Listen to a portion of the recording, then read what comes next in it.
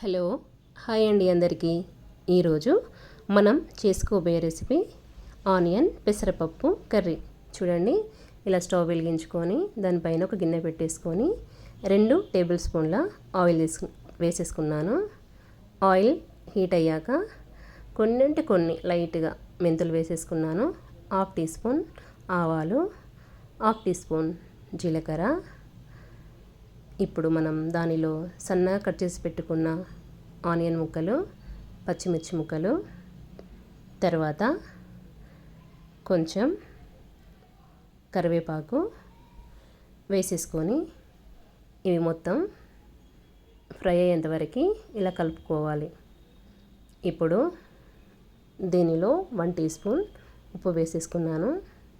ఇలా ఉప్పు వేసుకున్న తర్వాత కలుపుకొని దానిపైన క్యాప్ పెట్టేసుకొని ఒక 2 మినిట్స్ ఉడికించుకోవాలి.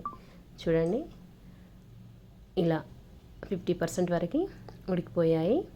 ఇప్పుడు మనము వెల్లుల్లిపాయల్ని కచ్చాపచ్చ దంచి వేసేసుకోవాలి. 1 టీ స్పూన్ పసుపు వేసేసుకున్నాను. ఇలా మళ్ళీ ఒకసారి కలుపుకొని దానిపైన క్యాప్ పెట్టేసుకొని ఒక 1 మినిట్ అట్లా మగ్గించుకోవాలి. చూడండి, ఆల్మోస్ట్ ఉల్లిపాయ ముక్కలు అనేటివి మగ్గిపోయాయి. ఇప్పుడు మనం దీనిలో కొంచెం ఇంగువ వేసేసుకుంటున్నాను. అది ఫ్రై అయిన తర్వాత కడిగి పెట్టుకున్న పప్పు వేసి ఒక 1 మినిట్ వరకు ఫ్రై చేసుకోవాలి.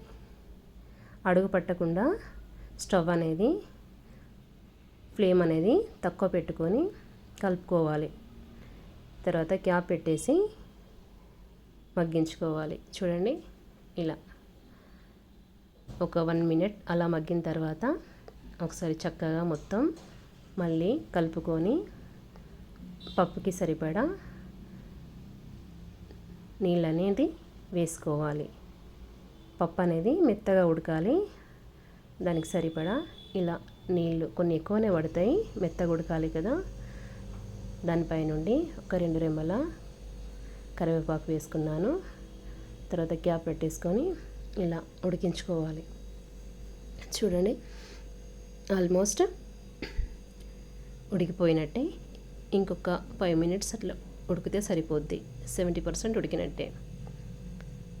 మెత్తగా ఉండాలి, దగ్గర పడాలి. అప్పుడైతేనే పప్పు టేస్ట్ అనేది బాగుంటుంది.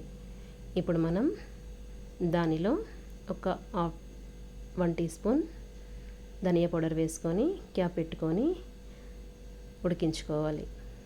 చూడండి, ఆల్మోస్ట్ రెడీ అయిపోయినట్టే. పప్పు అనేది ఇలా థిక్గా పేస్ట్ లాగా రావాలి. అప్పుడైతేనే కమ్మగా ఉంటుంది. చూడండి, మృదువుగా చిక్కగా చూస్తూనే చాలా బాగుంది కదా. ఇలా దానిపై నుండి సన్నగా కట్ చేసి పెట్టుకున్న కొత్తిమీర వేసేసుకొని సర్వ్ చేసుకుంటే సరిపోద్ది. చూడండి, ఎంత కలర్ఫుల్గా ఎంత బాగుందో. నా వీడియో కనుక మీకు నచ్చి ఉంటే లైక్ చేయండి, షేర్ చేయండి, సబ్స్క్రైబ్ చేసుకోండి. Thank you.